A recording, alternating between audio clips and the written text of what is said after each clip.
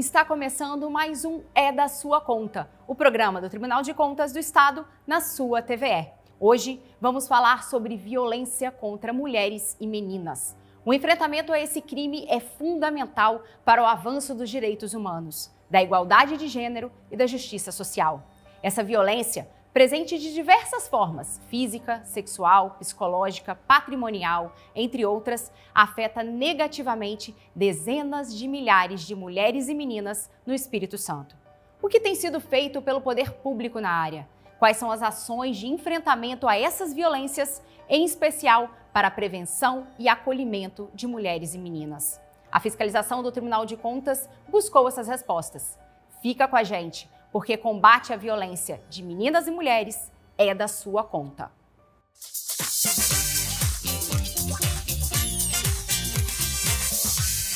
Em 2023, 1.489 mulheres e vulneráveis foram estupradas no Espírito Santo. No mesmo ano, foram registrados 35 casos de feminicídio, sendo que 4 vítimas possuíam medida protetiva ativa no momento em que foram mortas. Até o início de setembro deste ano, o painel de monitoramento da violência contra a mulher da Secretaria Estadual de Segurança já marcava 27 casos. O cenário se mostra desafiador e a busca por soluções são urgentes. Com esse olhar, o Tribunal de Contas realizou uma auditoria operacional com o objetivo de avaliar a eficácia das ações de enfrentamento à violência contra mulheres e meninas. Para falar sobre esse trabalho, estamos com a auditora Simone Velten. Bem-vinda, Simone. Obrigada, Mariana. Já parabenizo pelo relevante trabalho. Obrigada. Para a gente começar, eu queria que você explicasse como que foi o desenvolvimento dessa fiscalização. Primeiro, a equipe tentou estudar esse universo da violência contra a mulher. Por quê? Os dados da violência contra meninas e mulheres aqui no Espírito Santo, ele tem sido maior que a média nacional. Além disso, ele não tem tendência de queda.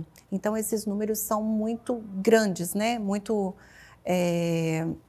eu digo, gritantes, né, para a nossa sociedade. A partir da escolha desse tema, que é um tema desafiador, porque ele é tanto multidisciplinar como multissetorial, envolve órgãos de diversos atores, né, estaduais e municipais. Então, partindo desse ponto, né, de partida, a gente começou a estudar artigos normativos, fazer conversas com especialistas, com gestores que já atuaram na área de violência, né, desse enfrentamento da violência contra meninas e mulheres. Desenhamos um escopo para essa fiscalização, que foi baseado em 4 eixos temáticos, que é a governança da política pública, o desenho operacional dessa política, os dados, né, se eu tenho esses dados dessa política pública. A partir disso, a gente foi a campo, fizemos questionários com órgãos estaduais, municipais e atores, né, envolvidos nessa rede de acolhimento das vítimas de violência e passamos a analisar esses dados. Um outro ponto que foi avaliado foi o desempenho operacional. O que foi encontrado? Nesse desempenho operacional, a gente tentou verificar se esses atores, esses servidores, né, essas portas de entrada dessa rede de acolhimento das vítimas de violência são treinados, capacitados de forma permanente. Por quê? É um atendimento diferenciado para a gente não revitimizar essas meninas e mulheres. Então, esses atores que atendem ali, a linha de frente, né, que seja do sistema policial, judiciário, da saúde, da assistência, que recebem essas meninas vítimas de violência, precisam estar capacitados para atendê-la da melhor forma possível.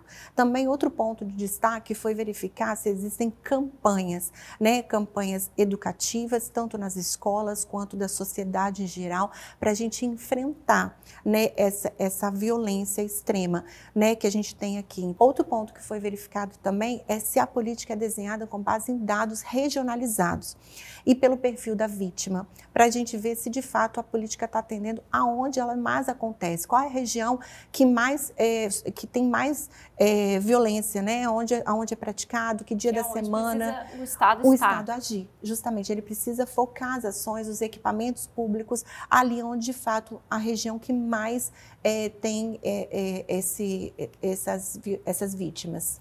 Um outro ponto que a auditoria olhou foram as fontes de financiamento e o cumprimento e atingimento das metas e dos objetivos. O que a equipe encontrou nesses pontos? Nesse ponto, a gente só consegue, no orçamento público do Estado do Espírito Santo, identificar as ações da Secretaria da Mulher, né, que foi recentemente criada essa secretaria. Então, as ações delas são para enfrentamento da violência contra mulheres. Mas existem outras ações em outras secretarias, como Secretaria de Justiça, Secretaria de Educação, o próprio Tribunal de Justiça, né, em outros órgãos, né, a mais, e que a gente não consegue identificar as mulheres nesses orçamentos, para ter um total, né, quanto de fato está sendo gasto com a política de enfrentamento à violência contra meninas e mulheres. Então, essa transparência é necessário um aprimoramento.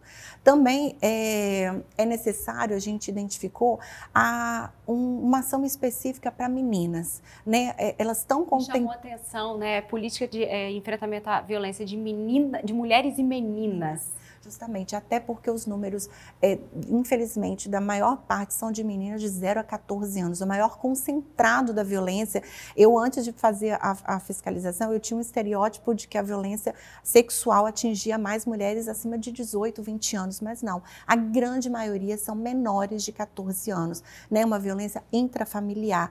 Então, a gente precisa, de fato, ter um plano específico para atingir essas meninas, né?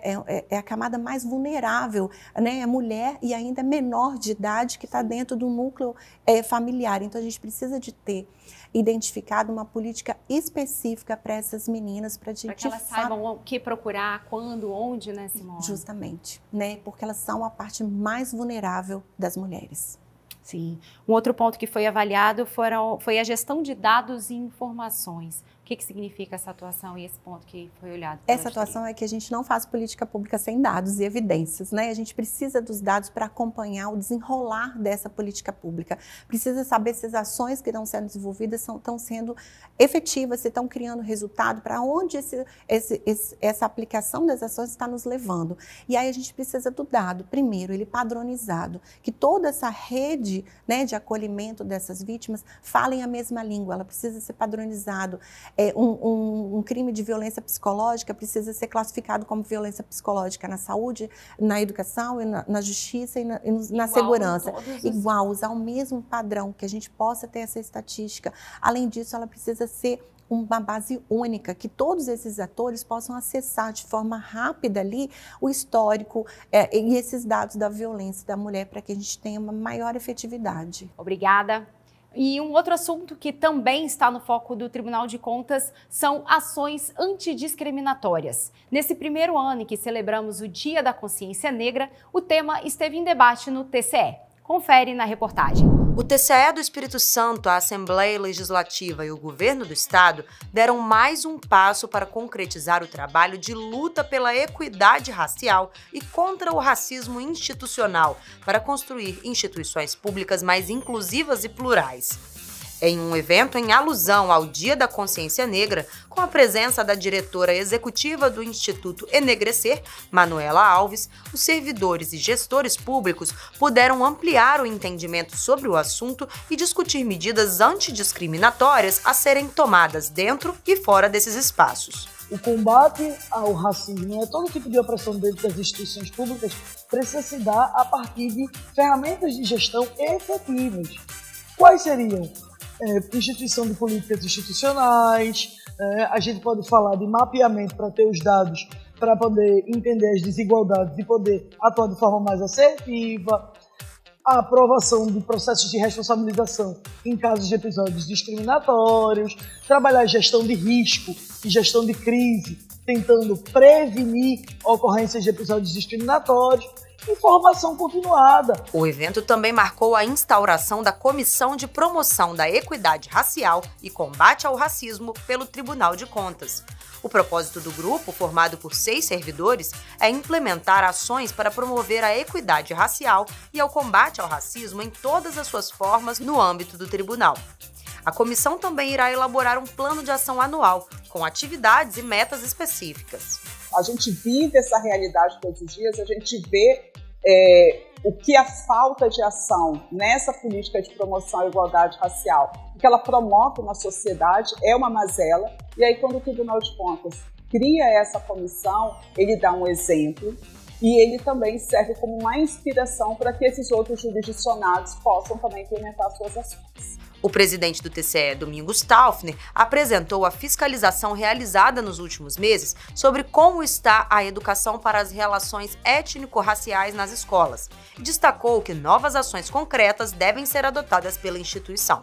Mas não adianta apenas comemorar, registrar o Dia da Consciência Negra. É importante tomar ações concretas. Por isso o tribunal então criou essa comissão para a equidade racial, formada por pessoas pardas e pretas aqui do Tribunal de Contas, que vão estar debatendo, discutindo as dificuldades e também vão verificar medidas para que nós possamos tomar aqui dentro do tribunal e também que possam se espalhar para outros órgãos públicos e privados. Muito importante que ações como essa ocorram. E agora eu convido a Clarice Scardua para o quadro Minuto TCE. O Tribunal de Contas do Espírito Santo recebeu o selo Diamante de Qualidade em Transparência Pública no Levantamento Nacional de Transparência 2024. Essa conquista reconhece as instituições públicas que atendem aos mais altos padrões de clareza e acesso às informações, conforme exige a Lei da Transparência e a Lei de Acesso à Informação. Entre mais de 7.000 portais avaliados, o TCE se destacou, alcançando 96,43% dos critérios e superando o desempenho de 2023.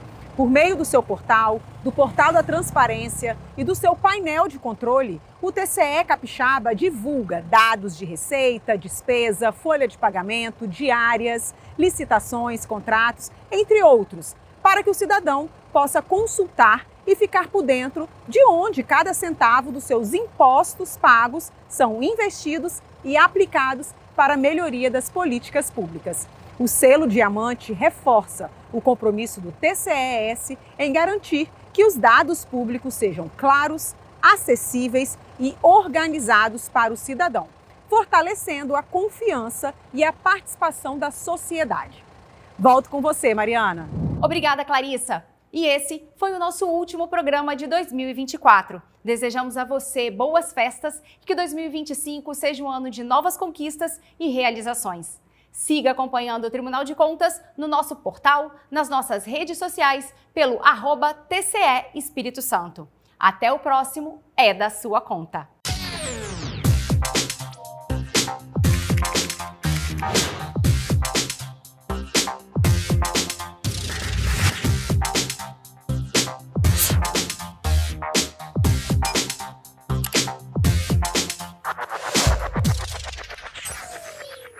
Esperar o ônibus sentado e protegido do sol e da chuva faz toda a diferença para quem tem que encarar um dia cheio de compromissos.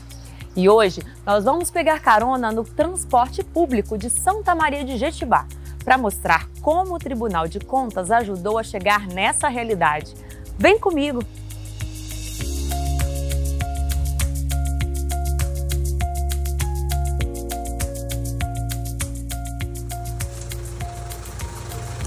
Quando o município de Santa Maria contratou uma empresa para prestar o serviço público de transporte na cidade, uma das obrigações dela era construir 12 pontos de ônibus no município. Para saber se a população estava tendo um serviço de qualidade, o Tribunal de Contas fiscalizou como estava a execução desse contrato e identificou que os pontos não tinham sido construídos. E aí vinha chuva, né, sol. E aí era muito complicado, às vezes a pessoa até estava passando mal para ficar sentado, né? Agora tem os lugares para ficar sentado. E essa proteção que foi feita foi muito bom para a população. A empresa não estava cumprindo com o acordo, que era ter feito os pontos, né, os abrigos. E com a cobrança do tribunal, a gente teve uma justificativa de cobrar a empresa. Com isso, os pontos acabaram saindo do lugar, sendo todos eles feitos. Os 12 abrigos estão todos prontos. No julgamento da auditoria, o tribunal determinou que a prefeitura indicasse em quanto tempo seria feita a instalação dos pontos de ônibus e alertou que, se isso não fosse cumprido, haveria multa e punição para a empresa e para o gestor. Hoje, os moradores já conseguem utilizar os pontos de ônibus com mais conforto e segurança. Contar com quem pode fiscalizar e cobrar que os contratos sejam cumpridos e que a prestação dos serviços está adequada é indispensável na vida dos cidadãos. Esse é o TCE presente no seu dia a dia, trabalhando para melhorar a vida das pessoas.